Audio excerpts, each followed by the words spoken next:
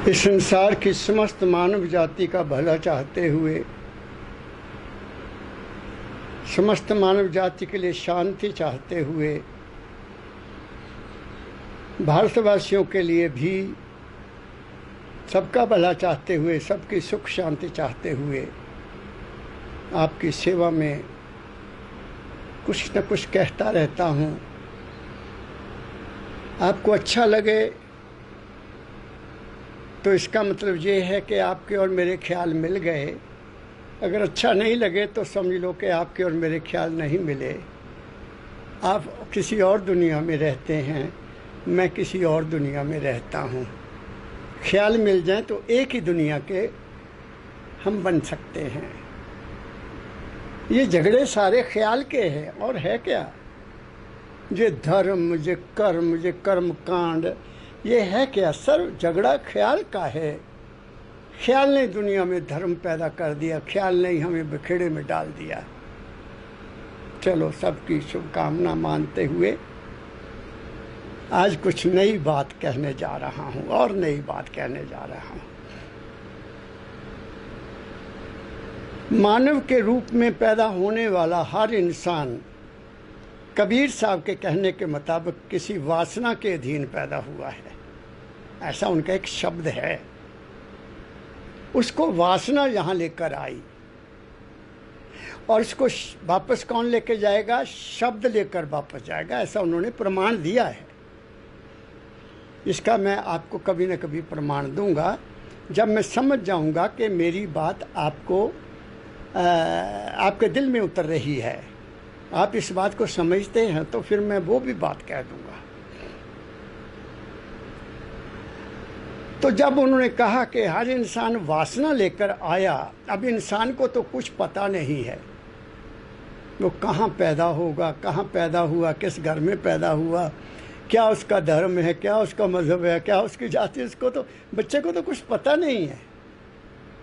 लेकिन वो वासना जैसे जैसे वो थोड़ा होश में आने लगता है, 2 साल 3 साल 4 साल का होता जाता है, तो वो वासना जो है, वो वासना वही है उसके अंदर जो उस वातावरण में जिसमें वो पैदा हुआ, उस वातावरण में जो ख्यालात थे वो उसके भी वही ख्यालात थे जब वो पैदा हुआ।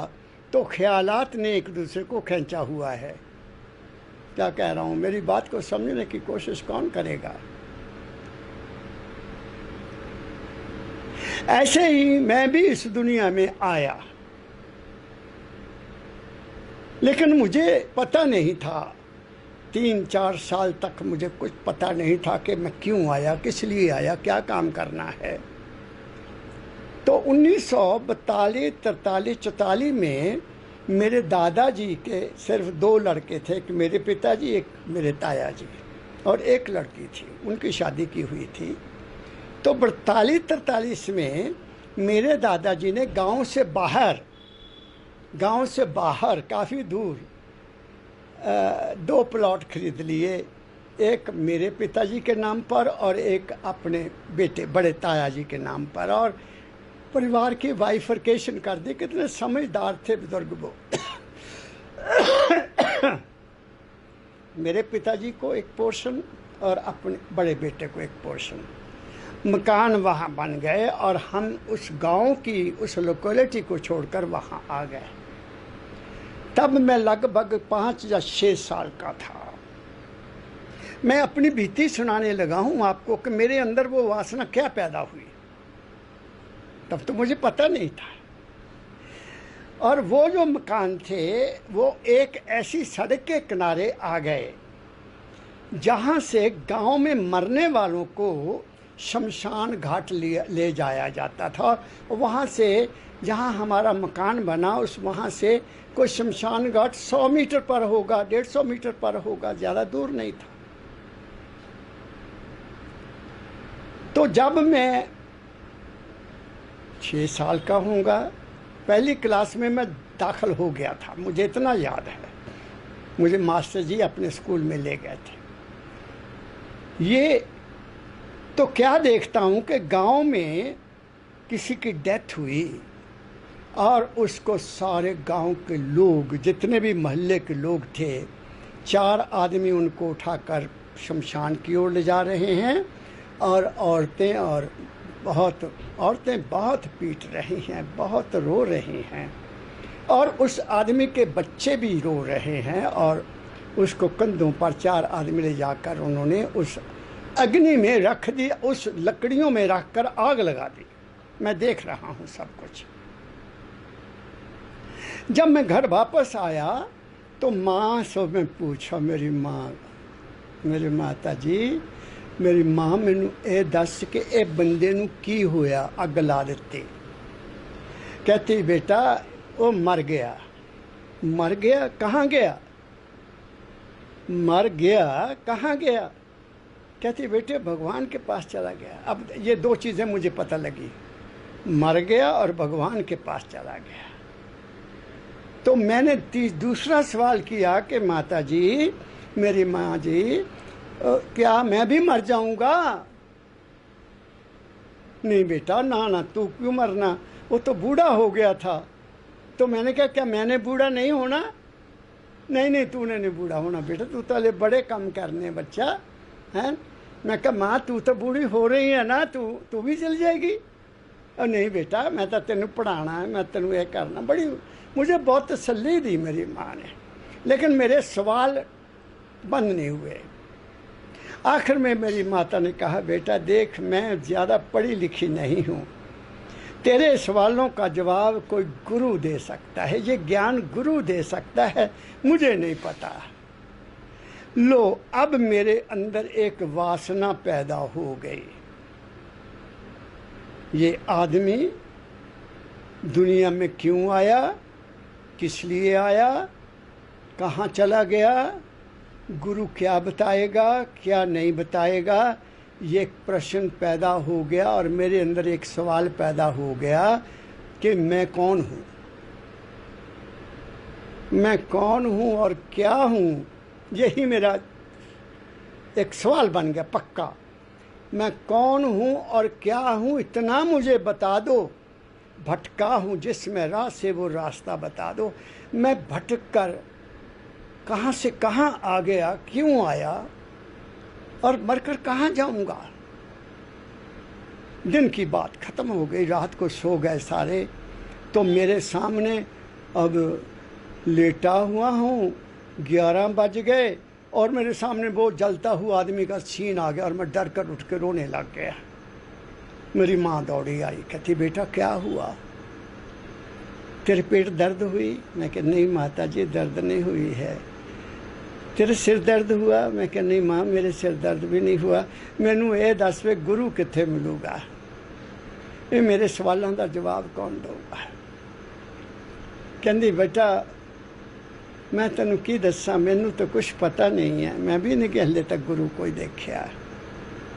मैनू दिलासा दे के सुला दिता और मेरे अंदर ये उस पहली क्लास से लेकर एक जज्बा पैदा हो गया और मैं धीरे धीरे भगवान के अनेक रूपों में विश्वास करने लगा। सुबह उठना, नहाना, नहा के आके बैठ जाना, धूप करना और जो भी करते लोग, ख्याल किया, माँ ने दिया ना ख्याल के बेटा ऐसे पूजा करते हैं भगवान की ऐसे पूजा करते हैं। तो चलते चलते चलते चलते मैं कहाँ पहुँचा, मैं आपको इस खोज में मैंने फिर व्रत भी रखा, 10 दिन रोटी नहीं खाई। बहुत माँ दुखी हुई और बस थोड़ा सा दूध ले लेता था, थोड़ी सी दाल ले लेता था, सब्ज़ी कहाँ होती थी, दाल ले लेनी, सब्ज़ी खा, थोड़ा सा दूध ले लेना बस। और माँ ने कहना बच्चा, छुट्टियाँ थी, 10वीं क्लास का स्टूडेंट था। तो वो गुरुद्वारे गई। गुरुद्वारे जाकर वो संत को बताया कि मेरा बेटा रोटी नहीं खाता, कहता भगवान मिलना है। वो उनको साथ लेकर आए, बहुत अच्छे संत थे। मैं अपनी बीती आपको बता रहा हूँ, किसी टॉपिक पर आपको लेकर जा रहा हूँ मैं। तो वो संत आए, 6 फुट लंबे, बहुत नेक आदमी। गुरुद्वारा उसका नाम बाबा चंचल जी है। वहाँ संत बहुत उच्च कोटि के हुए थे। वो आए मेरे पास, चारपाई पर मेरे पास बैठ गए। मेरे कंधे पर हाथ रखा, बेटा रोटी क्यों नहीं खाता? मैं कहा बाबा जी मुझे भगवान मिला दो, मैं रोटी अभी खा लूँगा। तो उन्होंने पंजाबी में एक लाइन कही जो मैं कभी नहीं बोलता, अन्न छोड़ करे पाखंड, ना ओ सुहागण ना ओ रंड। भोजन छोड़कर वो नहीं मिलेगा, वो ईश्वर जो है वे इन चीज़ों के करने से बेटा नहीं मिलेगा। तो मैंने कहा बाबा जी रास्ता बताओ। कहते अच्छा तू बेटा जब तुम्हें वक्त मिले गुरुद्वारे आ जाया करना, मैं तुम्हें कुछ समझाया करूँगा। तो मैंने कहा गुरु मिल जाएगा? कहते मैं तो किसी का गुरु नहीं हूँ वह बनता बेटा, हाँ आपको गुरु मिल जरूर जाएगा, तेरी ख्वाहिश है तुम्हें गुरु ज़रूर मिलेगा। तो मैं चले जाना। उन्होंने गुरबाणी से मुझे बहुत अच्छी अच्छी शिक्षा दी। मैं उनका कृतज्ञ हूँ, मैं उनका आभारी हूँ। वो कहीं स्वर्ग में है या कहाँ है मुझे पता नहीं है। जब उन्होंने चोला छोड़ा तो मैंने उनके शरीर को अपने हाथों से ज़मीन में उतारा था, फ़ोटो भी खिंचवाई, लेकर आके सब कुछ करवाया था। चलो बात आई चली गई। धीरे धीरे मैं 12वीं क्लास में हो गया। तो 12वीं क्लास में क्या हुआ कि मेरे गांव में, लंबी हो जाएगी बात, काट रहा हूँ जल्दी जल्दी। तो वहाँ मेरे गांव में एक आदमी की बहन भी आई हुई थी। वो आया मिलने के लिए और मेरे पिताजी को वो जानता था। उसने जब मुझे देखा कहता ये बेटा क्या करता है? कहते ये बेटा पढ़ता है। कहाँ? SD कॉलेज में होशियारपुर। कहते लोग यहाँ से कैसे जाता है? साइकिल पर। क्या बात है, मेरी दुकान तो वहीं है, मेरी दुकान के ऊपर 2 कमरे हैं, बेटे को कहो मेरी दुकान में रहे और अगर आप रोटी पहुँचा दिया करो तो इसको सुबह शाम तो बहुत अच्छी बात है। भाई मेरा कहता मैं रोटी पहुँचा दिया करूँगा। तो मैं उसके वहाँ शहर में जाकर रहने लगा। वहाँ से कॉलेज 5 मिनट का रास्ता।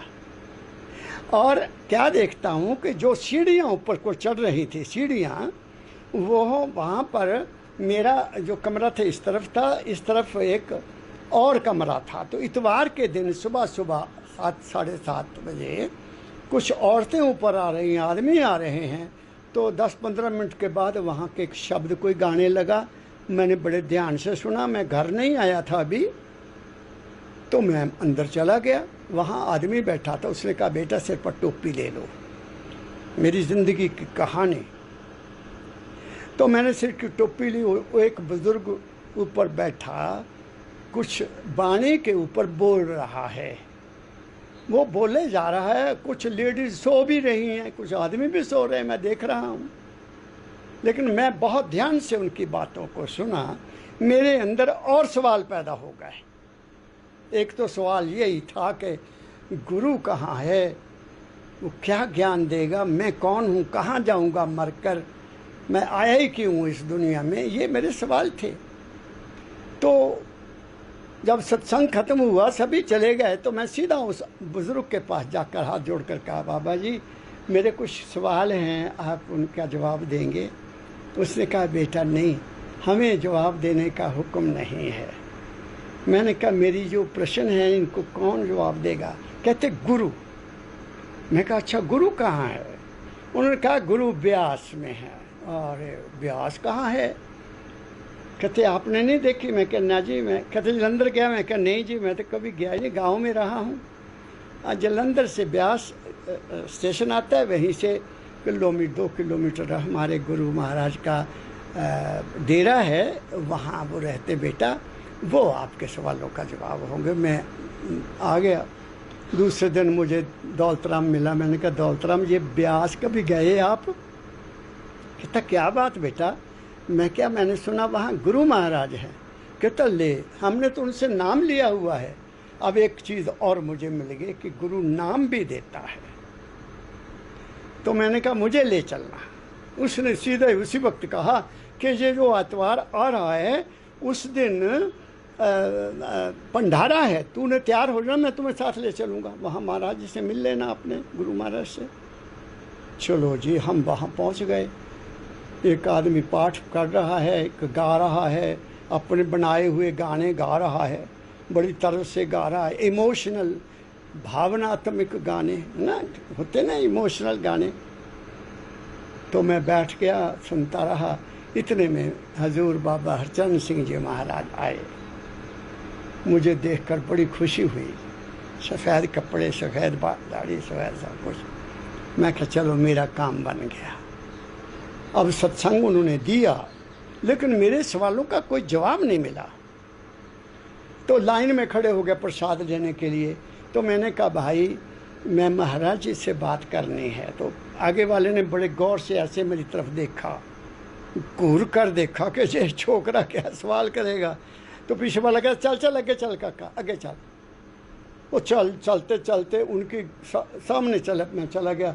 तब भी वहाँ मैं हाथ जोड़कर ऐसे कुछ कहने की कोशिश की, लेकिन धक्का लगा, चल आगे चल आगे। मैं एक आस लेकर गया था, बेआस, और वहाँ से बेआस होकर मैं वापस लौट आया।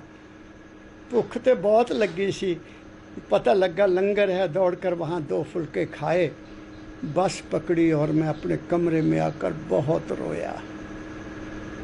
और वहाँ फिर दौलतराम जब शाम को आया, अपने वहाँ से फ्री होकर, सेवा सुबह करते होंगे वहाँ, तो कहता ले काका तू तो मैंने परेशान कर देता, मैं तुम्हें वहाँ ढूंढता रहा। मैं कहा दौलतराम मैं क्या बताऊँ आपको, मेरा तो दिल ही टूट गया। मैं बड़ी आस लेकर गया था कि गुरु महाराज मेरे सवालों का जवाब देंगे और मेरी तसल्ली हो जाएगी, और शायद मुझे भी नाम दे देंगे आपने जैसे कहा था। कहता बेटा इस बात सुन, तेरी भूख बहुत बड़ी है, तेरी भूख बहुत बड़ी है, ये उसके शब्द हैं। और कहता यहाँ एक बाबा जी सत्संग देते हैं, उनका कोई मंदिर को डेरा नहीं है। वो मास्टर मोहनलाल जी हैं, एक रिटायर्ड मास्टर जी, उनके साथ उनका प्रेम है। उनके घर में वहाँ थोड़ी जगह है, वहाँ सत्संग देते हैं। और दे तेरी किस्मत बड़ी चंगी, आउंदा ऐतवार जेठा ऐतवार है। 1956 की बात है, मैं 12वीं कक्षा का स्टूडेंट था। तू तैयार हो जाना, मैं तुम्हें वहाँ लेकर चलूँगा। और मैं क्या दौलतराम मैं तुम्हें कभी नहीं भूलूँगा, तो मुझे उन महापुरुषों से मिला दे। वो इतवार आया, बड़ी इंतज़ार के बाद इतवार आया, और सुबह मैं तैयार 7:30 बजे, वो एग्जैक्ट 7:30 आ गया, और हम पैदल चल दिए। हम पैदल चल दिए उस जगह को जहाँ वो परम पुरुष सतपुरुष बैठे थे। तो वो आगे आगे गलियों में से होते हुए, मैं पीछे पीछे। जब वो अगली गली आई जहाँ से हमने उस दरबार में जाना था, जहाँ मेरे सतगुरु बाबा फकीर जी महाराज बैठे थे, ना जाने में क्यों उसके आगे हो गया। मैं उससे आगे हो गया और वो मेरे पीछे आ गया। आगे सामने देखा हूँ परम दयाल जी महाराज विराजमान हैं और हुक्का पी रहे हैं।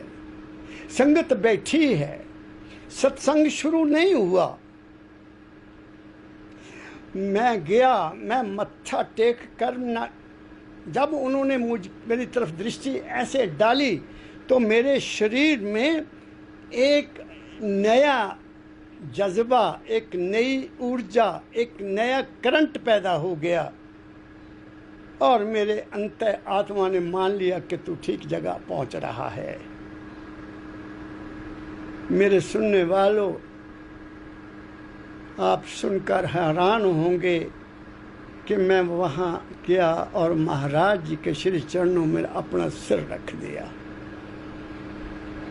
उन्होंने मुझे शायद पहचान लिया और मैंने उनको अंदर से पहचान लिया कि मेरे यही रहबर हैं, यही मेरे मालिक हैं, यही मेरे सतपुरुष हैं। मैंने उनके श्री चरणों में सिर रख दिया। उन्होंने मेरे सिर पर हाथ रखा, मैंने सिर उठाया, आंखों में आंखें डाली, और क्या किया मेरे दाता ने, सुनो। वो तो किताब पहले ही खोल कर रखी हुई थी उन्होंने मेरे लिए, मेरे सवालों का जवाब देने के लिए। सिर पर हाथ रखा और किताब उठाई और मेरे हाथ में पकड़ा दी, खोल कर पकड़ा दी। ले पुत्र, ले बच्चा, ये शब्द पढ़। आह, बलहारे जाऊं मैं अपने सतगुरु के, जिसने मुझे पहले ही जान लिया कि ये बच्चा क्यों आया है। ये कहते हैं सतगुरु ऐसा पुरुष जो बिन बोलिया सब कुछ जानदा, सो सतगुरु पुरुष सुजान। और वो शब्द क्या दिया मुझे पढ़ने के लिए, गुरु मोहे अपना रूप दिखाओ। गुरु मोहे अपना रूप दिखाओ। दोनों ही बातें आ गई इसमें। गुरु का अपना रूप भी देखना चाहता हूं मैं, अपना रूप भी देखना चाहता हूं। और मैं इस शब्द को मस्ती में गाता गया और मेरे दाता ने मेरे सभी सवाल वही समाप्त कर दिए और आगे सवाल करने की मेरी हिम्मत ही ख़त्म कर दी, क्योंकि मेरी झोली उसी दिन भर दी मेरे दाता परम दयाल जी महाराज ने। आप भी सत्संग में जाते हो, अपने आप को पूछो क्या लेके आए, अपने आप को पूछो क्यों गए थे। मैंने तुम्हें बता दिया कि मैं क्यों गया, मैं कौन हूँ, क्या हूँ, इतना मुझे बता दो। भटका हूँ जैसो मैं राह से, वह रास्ता बता दो, मैं कौन हूँ और क्या हूँ। और ये सवाल, ये प्रश्न मेरा ख्याल है ये हजूर राय सालग्राम साहब जी महाराज ने स्वामी जी महाराज को लिखा था। और क्योंकि अगला जो शब्द है इसमें वो स्वामी जी महाराज का इस सवाल का उत्तर है, वो भी मैं आपको सुनाऊंगा। आज नहीं, इतवार को आपको सुनाऊंगा। आज सुन लो क्या कहते हैं। गुरु मोहे, क्योंकि टाइम ज़्यादा लगेगा इसलिए मैं ऐसे ही साधारण बोल कर बता देता हूँ, गाने लगाने लगा तो टाइम लगेगा। गुरु मोहे अपना रूप दिखाओ, यह तो रूप धरा तुम सरगुण जीव उबार कराओ। ये सतगुरु, आप ये शरीर सरगुण शरीर लेकर आए हैं, मानव चोला लेकर आए हैं। किस लिए? जीव को उभारने के लिए, जीव का कल्याण करने के लिए, जीव को ठीक रास्ते पर लाने के लिए, जीव के भ्रमों को दूर करने के लिए आपने ये सरगुण रूप धारण किया है।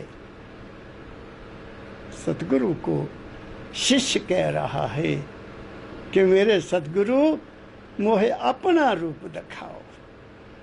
तो ये साथ ही साथ कह भी रहे हैं कि आप क्यों आए संसार में, हमें समझाने के लिए आए, हमें उबारने के लिए आए, हमें हमारे भ्रम दूर करने के लिए, हमारे द्वेष ईर्ष्या शत्रुता को दूर करके मानवता का सबक पढ़ाने के लिए आए हैं आप।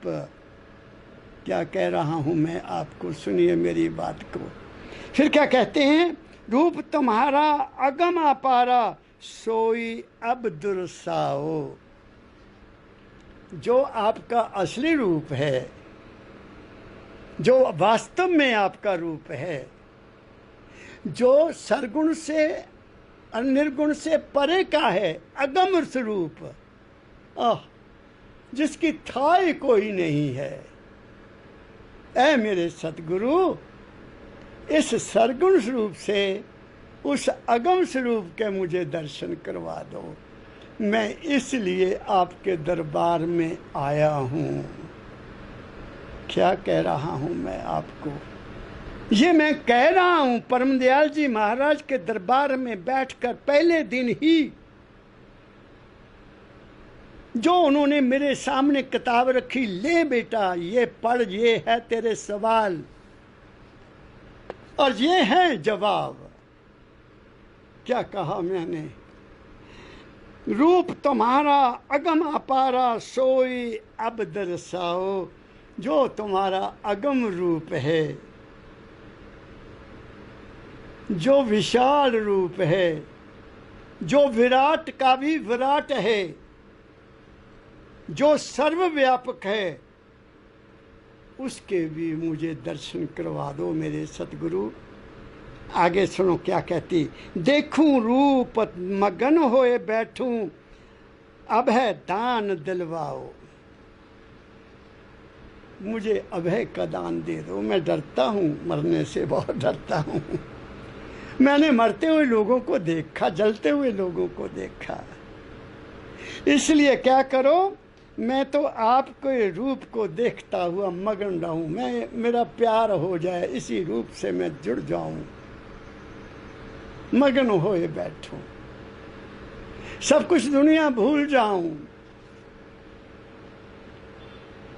क्या कहा, क्या कहते हैं महापुरुष, कैसे जवाब देते हैं महापुरुष?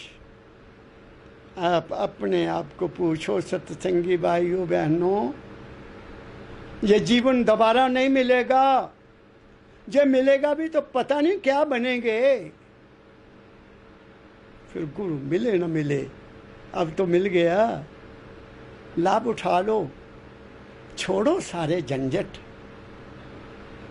ये कुछ नहीं रखा इन झंझटों में, कुछ नहीं रखा मेर तेर में, कुछ नहीं रखा आपस में बांटने में। 4 दिन की जिंदगी है, इसको खुशी से गुजारो, भाईचारे से गुजारो, प्रेम से गुजारो। न जाने कल को क्या हो जाए, कोई नहीं बता सकता। इसलिए संतों ने तो लिख दिया, क्या लिख दिया कि उसके बारे में कोई नहीं जान सकता। जा करता सृष्टि को साजे अपे जाने सोए। जा करता सृष्टि को, जिसने सृष्टि बनाई है वो ही जानता है, और इस सृष्टि को बैलेंस में कैसे रखना वो ही जानता है, कब क्या करना है वो ही जानता है। तुम क्या कर सकते हो? कुछ भी नहीं कर सकते हो। इसलिए क्या कहते हैं, देखूं रूप मगन होए बैठूं, अबे दान दिलवाओ।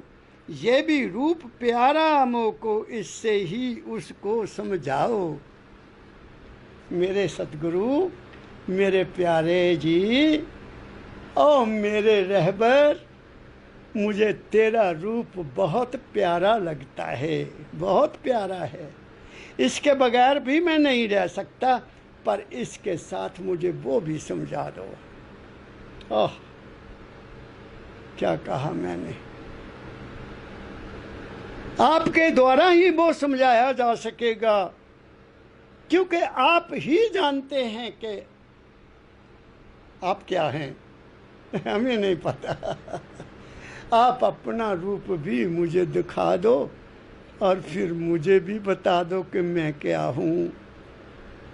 बता रहे हैं, आगे देखो क्या कहते हैं।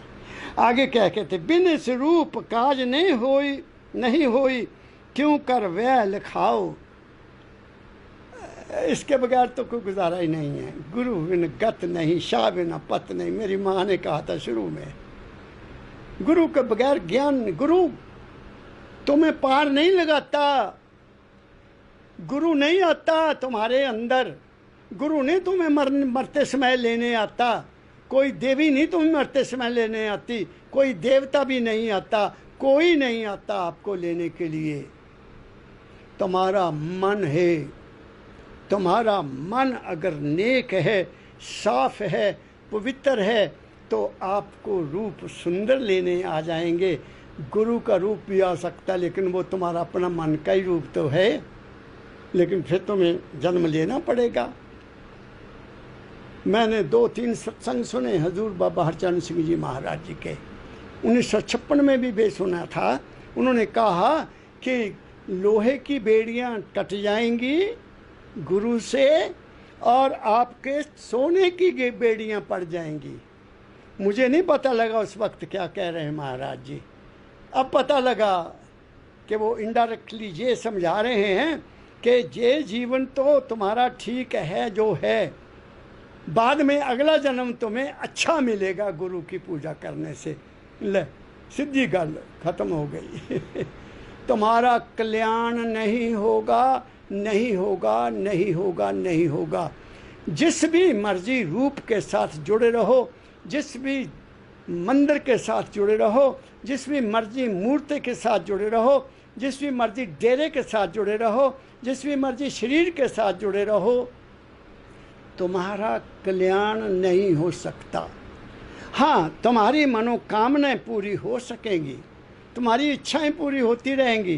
तुम बड़े खुश होगे कि गुरुजी ने ये कर दिया, गुरुजी ने नौकरी दिलवा दी, गुरुजी ने बेटा दे दिया, गुरुजी ने लड़की की शादी करवा दी, तुम इसी में खुश हो। अरे वो तो होना ही है, वो तो लिखा है, वो तो ललाट में लिखा है कि तुम्हारा ये भी हो जाएगा, ये भी हो जाएगा, ये तुम्हारे अपने कर्म तुम्हें लेकर आए हुए हैं, और जो तुम्हें भोगना है उसको कोई काट नहीं सकता। कटेगा तो सिर्फ आपके ज्ञान से कटेगा। किस ज्ञान से? जो गुरु ने ज्ञान दिया। क्या कहा मैंने? बात को समझने की कोशिश करो। अगर मुझे सुनते हो तो बड़ा दिल रखो, दायरे से बाहर आओ। मेरा कोई दायरा नहीं है, मेरा कोई धर्म नहीं है ना, मैं इंसानियत का अलंबरदार हूँ। मैं उस झंडे का अलंबरदार हूँ जिसको मेरे सतगुरु बाबा फकीर जी महाराज ने मानवता मंदिर में लहराया हुआ है। मैं उसका अलंबरदार हूँ। वहाँ कोई जाति नहीं है, वहाँ कोई धर्म नहीं है, वहाँ केवल मानवता का झंडा है।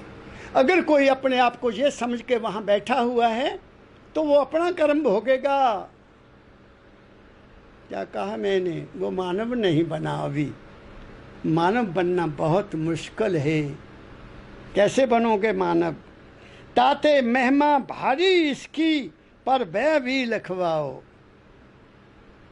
जो आप इस वक्त विराजमान हैं, इसकी महिमा भी बहुत है। क्यों? क्योंकि इसके द्वारा ही उसका ज्ञान होगा, इसलिए इसकी महिमा बहुत बड़ी है। बिन गुरु ज्ञान न उपजे साधु, ले गुरु की शरणाई। पढ़ो आप, श्री गुरु ग्रंथ साहब पढ़ लो,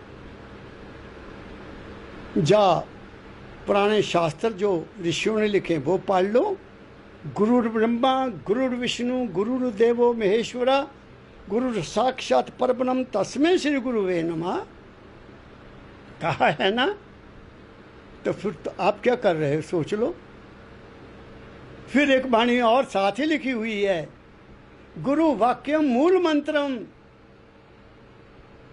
तुम जिसकी पूजा करते वो बोलता है, उसका कोई वाक्य है, उससे कोई शब्द मिलता है, तुम्हारा मन उसको लेकर बैठा है, तुम्हारा ही मन उसकी पूजा कर रहे हैं। तुम अपने ही मन की पूजा कर रहे हो, तुम अपने ही मन की पूजा कर रहे हो। चाहे किसी भी देवता की पूजा कर रहे हो, चाहे किसी भी देवी की पूजा कर रहे हो। आप बुरा मानो अच्छा मानो, तुम्हारी मौज, लेकिन असलियत में कह रहा हूँ तुम्हारे मन ने उसको माना हुआ है। जो उसको नहीं मानते, तुम्हारे इष्ट को जो नहीं मानते, काम तो उनके भी हो रहे हैं, रात उनके काम ज़्यादा हो रहे हैं, मैं यूँ कह दूँ। जो नहीं मानते, नहीं धक्के खाते फिरते, अपने कर्म करते हैं, एक मालिक में विश्वास रखते हैं, दे आर बेटर। कोई ईर्ष्या नहीं करते, कोई द्वेष नहीं करते, मानवता का जीवन जीते हैं मज़े से। क्या कह रहा हूँ मैं आपको? तुमने अपने आप को बांधा हुआ है, इंसान होते हुए हैवान बने हुए हो। जैसे लिखा है कबीर साहब ने, गुरु पशु नर पशु तिरिया पशु वेद पशु इंसान। क्या है? मानुषता है जानिए, जा में विवेक विचार। वेद पशु संसार।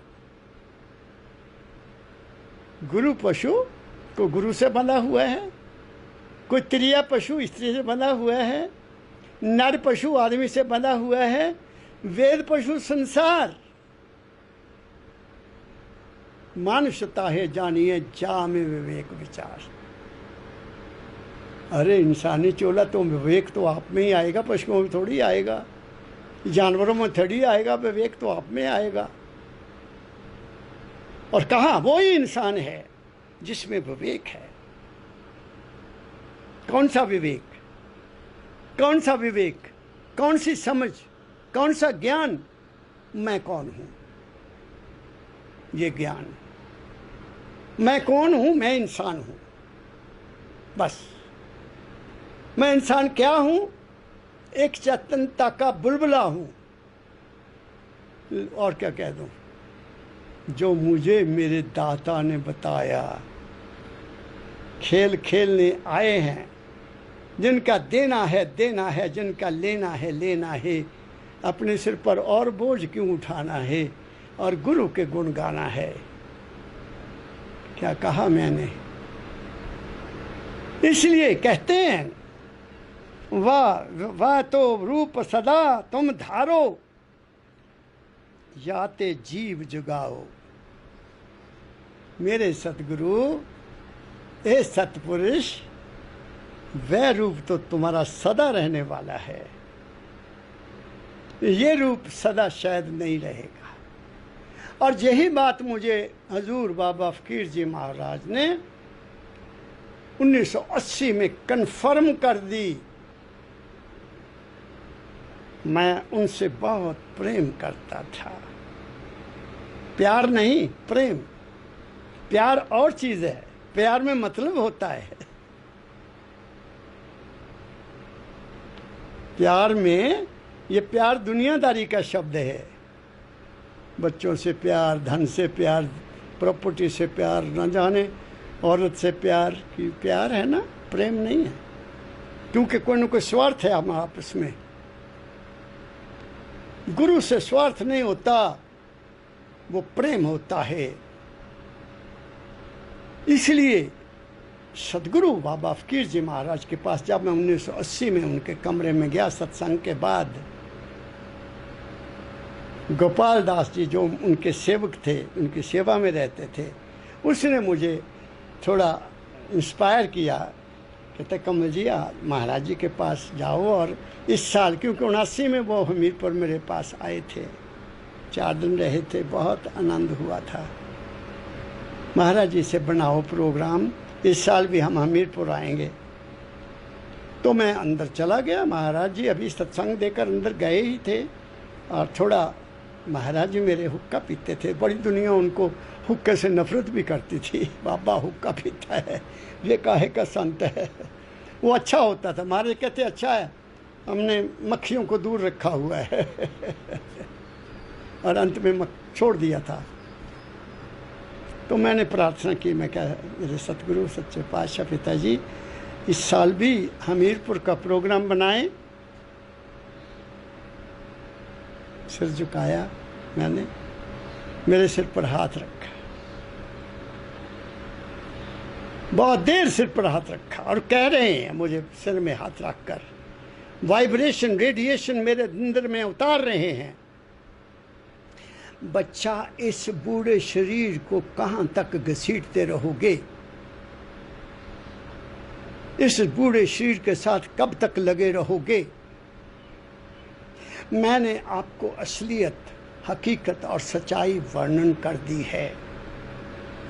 जिंदगी को खुशी से गुजारो। क्या कहा मैंने? सतपुरुष परमदयाल जी महाराज। और उन्होंने एक बार फिर कहा, 2 बार कहा, 2 बातें और कही हुई हैं, याद मुझे अभी तक है। अगर मेरा नाम लेकर कोई गाली देता है तो तुम्हें गुस्सा नहीं आता तो तुम मेरे प्यारे हो। तो मैं समझूंगा तुम मुझे प्रेम करते हो। अगर मुझे कोई गाली भी दे देता है मेरा नाम लेकर। और दूसरा, जब मैं चोला छोड़ जाऊं, अगर तुम नहीं रोओगे तो तुम मेरे प्रेमी हो, अगर तुम रोओगे तो समझ लो तुम मेरे शरीर के प्रेमी थे। आह आह वाह मेरे दाता, ओ मेरे बाबा फकीर जी महाराज। मैं तो सौभाग्य से या दुर्भाग्य से कह लो, मैं तो उस वक्त हाजिर नहीं हो सका होशियारपुर जब हजूर का चोला आया। मैं अपने पीएचडी की तैयारी के लिए शिमला यूनिवर्सिटी में बैठा था, अपने कमरे में पढ़ रहा था क्योंकि पेपर होना था।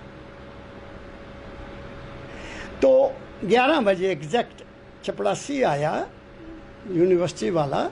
उसने घंटी मेरा दरवाज़ा खटखटाया और मैं उठा तो उसने मेरे हाथ में टेलीग्राम पकड़ा दी। पता था मुझे पहले ही लग गया था कि महाराज चोला छोड़ गए, मुझे अंदर से आवाज़ आ गई थी। तो मैंने वो टेलीग्राम सेक्रेटरी उस वक्त भक्त मुंशीराम जी महाराज होते थे, उन्होंने वो टेलीग्राम कॉलेज भेजी, कॉलेज वालों ने वो टेलीग्राम यूनिवर्सिटी भेज दी। तो मैं उसी वक्त कमरा बंद किया और टेलीग्राम जेब में डालकर पोस्ट ऑफिस आया। पोस्ट ऑफिस आकर वो टेलीग्राम का फॉर्म लिया और महाराज जी के नाम पर मैं टेलीग्राम होशियारपुर लिख दी कि आज मैं तहे दिल से सच्चे मन से प्रण करता हूँ मेरे सदगुरु, मैं रिटायरमेंट के बाद अपना जीवन भर आपकी शिक्षा को, आपकी मानवता की शिक्षा को दुनिया में बगैर किसी स्वार्थ के, बगैर किसी लाभ के, बगैर किसी नेम और फेम के फैलाने का प्रण करता हूँ। ये सेवा आपकी उसी टेलीग्राम का प्रताप है। न जाने आप तक पहुंचने के लिए क्या क्या क्या क्या क्या क्या खेल खेले दुनिया ने, सब नष्ट हो गए और मैं आपकी सेवा में कह रहा हूँ। आओ महापुरुषों की वाणी को समझो, सतपुरुषों के भावना को समझो। सतपुरुष जो होते हैं वो डेरे बनाने नहीं आते, डेरे तो गुरुमुखों ने बनाए हैं, मनमुखों ने बनाए हैं, एक साधन बना लिया अपना रोटी का। बाकी क्या क्या कहूँ मैं, आप जानते ही हैं सब कुछ, मुझे कहने की जरूरत नहीं है। सतपुरुष तो ढिंढोरा पीटते हैं, be man entire whole and in everything. ऐ जीवन, ऐ इंसान, तू इंसान के चोले में पता नहीं क्या बन बन कर बैठा हुआ है। फरिश्तों से बेहतर है इंसान बनना, मगर इसमें लगती है मेहनत ज़्यादा। मेहनत कुछ भी नहीं है।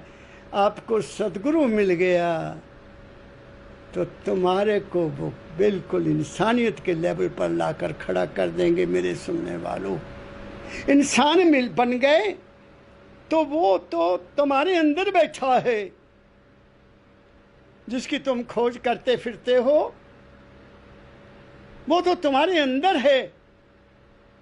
मैं उसी के सहारे बोल रहा हूं, मैं उसी के सहारे हाथ हिला रहा हूं।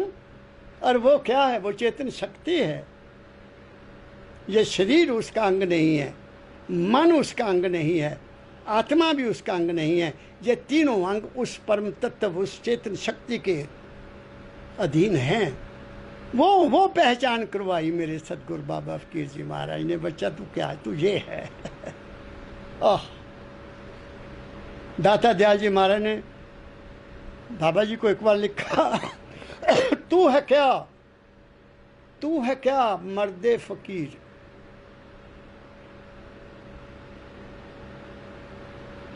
तू है क्या आलम दुनिया का मर्दे फकीर। गिर्द तेरे धूम घूमती है दुनिया होकर असीर। महाराज जी ने ये हमें सुनाया। कहते मेरी दुनिया मेरे तरफ घूमती है, तुम्हारी दुनिया तुम्हारे तरफ घूमती है। अपने आप को स्टडी करके देखो, सारी दुनिया थोड़ा तुम्हारी तरफ घूमती है। तुम्हारे ख्याल, तुम्हारे विचार, तुम्हारी सोच, तुम्हारी समझ तुम्हारे अंदर से पैदा होती, तुम्हें अंदर तुम्हारे अंदर घूमती है। पकड़ो मेरी बात को, मैं क्या कह रहा हूँ। तुम ही अपनी दुनिया का बनाने वाले हो, अपने कर्मों के अनुसार, अपनी संस्कारों के अनुसार, अपने संकल्प के अनुसार जो चाहो तुम बन सकते हो, बशर्ते कि तुम्हें अपनी शक्ति को सुरक्षित रखने का पता है। क्या कहा मैंने? मगर हम तो भूल भरम में पड़े हुए हैं। वहाँ जाएंगे तो ये हो जाएगा, वहाँ जाएंगे तो ये होगा, वहाँ जाएंगे तो ये होगा। कुछ नहीं होगा। लिखा ललाट टरे नहीं तारा, भावी को मेटन हारा। इसीलिए बाबा फकीर जी डंगे की चोट पर कहते थे, कोई गुरु तुम्हें पार नहीं कर सकता, कोई गुरु तुम्हारे अंदर नहीं आता, कोई गुरु तुम्हारे कर्म नहीं काट सकता। यहाँ तक तो कह दिया, और क्या चाहते हो आप? What more? ऐ इंसान, तू आप समझ जा। अपने उर्जे सब संसार। तुम उर्ज गए अपने आप में, भूल गए। अपना आपा उर्जे सब संसार, अपने सुरजया जे गुरु ज्ञान विचार।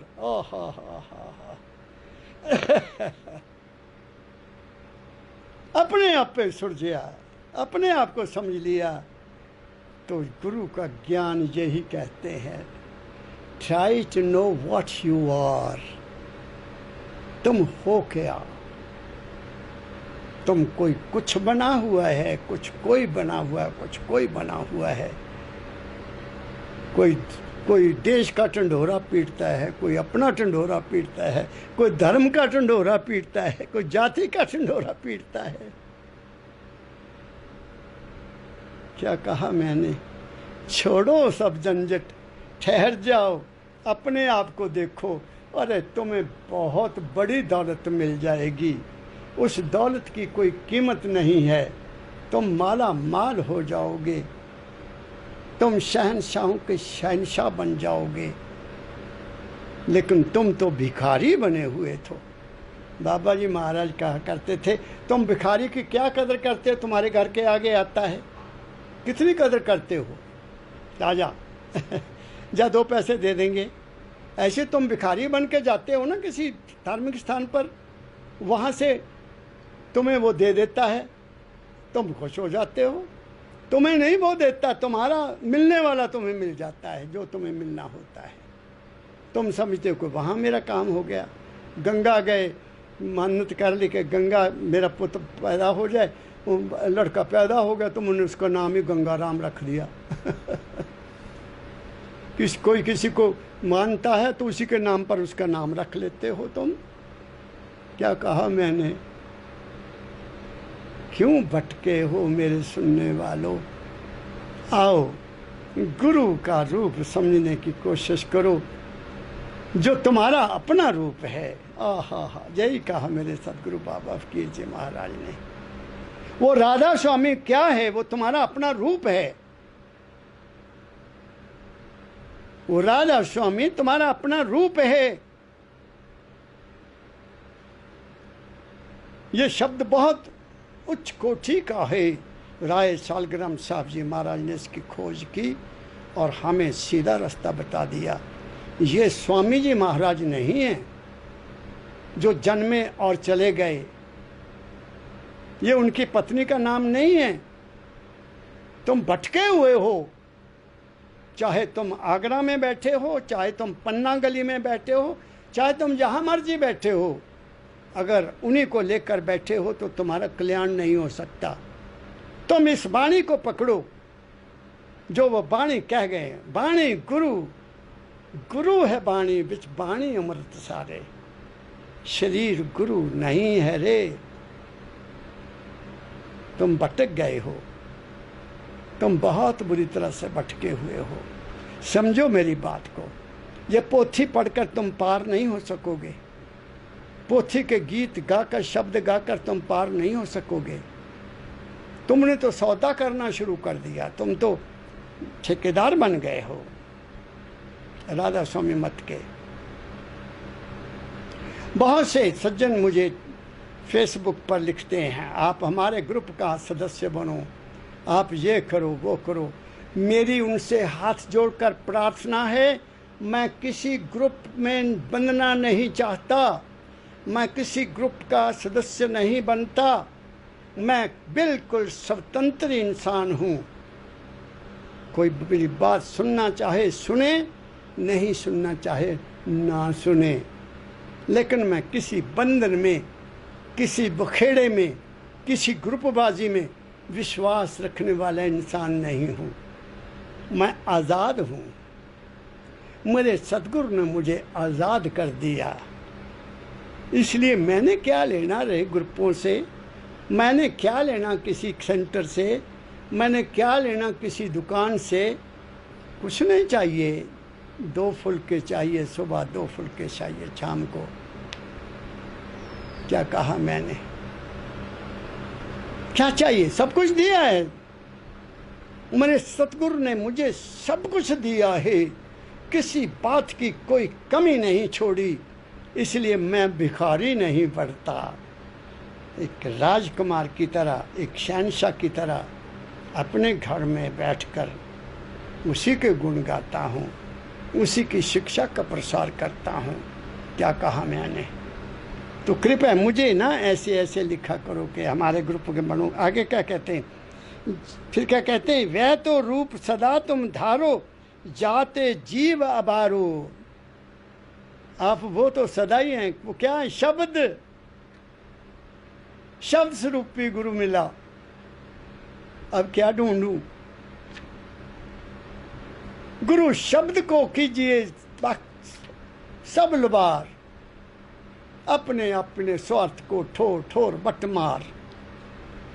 कबीर साहब का शब्द है, और यही मुझे मेरे दाता ने बताया। आगे क्या कहते हैं, वह भी भेद सुना मैं तुमसे, सुरत शब्द मार्ग नित गायो। वो कब मिलेगा? सुरत शब्द के द्वारा। सुरत को पहले क्या है? सिमरन, किसका? उस नाम का। फिर क्या है? ध्यान, किसका? उस परम पवित्र गुरु के स्वरूप का। फिर क्या है? भजन, किसका? जो तुम्हारे अंदर मन की सीमाओं से परे, 5 नामों से परे, इन केंद्रों से परे, जो प्रकाश में शब्द पैदा होता है, उसको सुनना, उसको कहते हैं भजन। कल केवल एक नाम आधारा, वो आधार है। श्रुति स्मृति संत मत सारा, उसको सुनना, उसका मनन करना कि वो शब्द क्या है। वो शब्द उस परम तत्व से निकला, उस परम तत्व की, मेरी बात को ध्यान से सुनो, उस परम तत्व की, उस परम पुरुष की अंश हमारी सुरत है, और उसी सुरत से अंदर शब्द पैदा हो रहा है, और उसी ही सुरत का अंदर प्रकाश है, आत्मा के स्वरूप के साथ मिलकर। और क्या कहूँ मैं तुम लोगों को, कौन कहता है जे बाणी मुझे बता दो।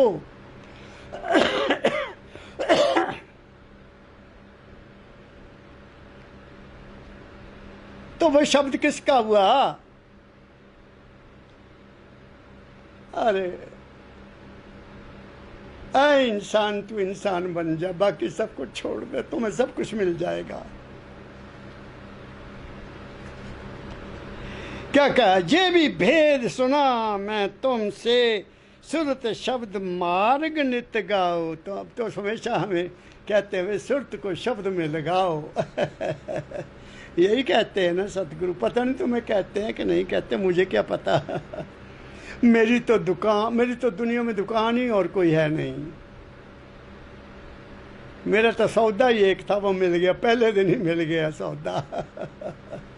बटका ही नहीं खाया, 18 साल की उम्र में ही मिल गया। भर दी मेरी झोली, जिनका नाम ही परम दयाल है। तू तो आया नरदही में धर फकीर का बेशा, दुखी जीव को अंग लगा के ले जा गुरु के देशा। 3 ताप से जीव दुखी हैं, निबल अबल अज्ञानी। अरे मैं तो अभी निबल भी नहीं हुआ था। अबल तो था, क्योंकि मेरा बहुत अच्छा सेहत थी उस वक्त। घर का दूध दही घी खाते थे, लाल चेहरा होता था। दाता ने चरणों में लगा लिया, आपकी सेवा में हूँ, कुछ नहीं चाहिए, मेरी वाणी को पकड़ लो। ये मेरी वाणी नहीं, मेरे सतगुरु की वाणी है, सतपुरुष की वाणी है, तुम तर जाओगे। आगे क्या कहते हैं, शब्द रूप जो रूप तुम्हारा, आहा, शब्द रूप जो रूप तुम्हारा, वाह में भी अब सुरत पठाओ। हे सतगुरु मेरे, वो जो शब्द है, आप कहते हैं सुरत शब्द, वो भी शब्द आपका ही रूप है। तो फिर क्या हुआ, बाणी गुरु, गुरु है बाणी बिच बाणी अमृत सारे। वो बाणी उन्हीं से निकली है। तुर्की बाणी आई जिन सगली चिंत मटाई। वो कविता नहीं है। एक सिरे फिर ने अपने आप को संत कहलाने वाले ने कहा एक बार, दाता दयाल को संत थोड़ी थे, वो तो कवि थे, लेखक थे, लेखक, मामूली लेखक। ऐसे संतों को, ऐसे लोगों के बारे में मैं क्या कहूँ, जो किसी की कदर नहीं कर सकता, वो अपनी कदर धोखे से करवा सकता है, उसकी कदर नहीं हो सकती ऐसे आदमी की। क्या कहा मैंने, क्या कहा, शब्द रूप जो रूप तुम्हारा, वाह में भी अब मुझे ठहराओ। ऐ मेरे सतगुरु, दया करो, मुझे उस शब्द में अब ठहरा दो। क्यों ठहरा दो, आगे की 2 लाइनें हैं। डरता रहूं मौत और दुख से, मैं डरा ही था ना मौत से। रोया, बहुत रोया मैं। माँ ने कहा गुरु तेरी बात को दूर करेगा, और मुझे मिल गया, मेरी माँ का आशीर्वाद पूरा हो गया। डरता रहूं मौत और दुख से, निर्भय कर अब मोहे छुड़ाओ। निर्भय कर दिया।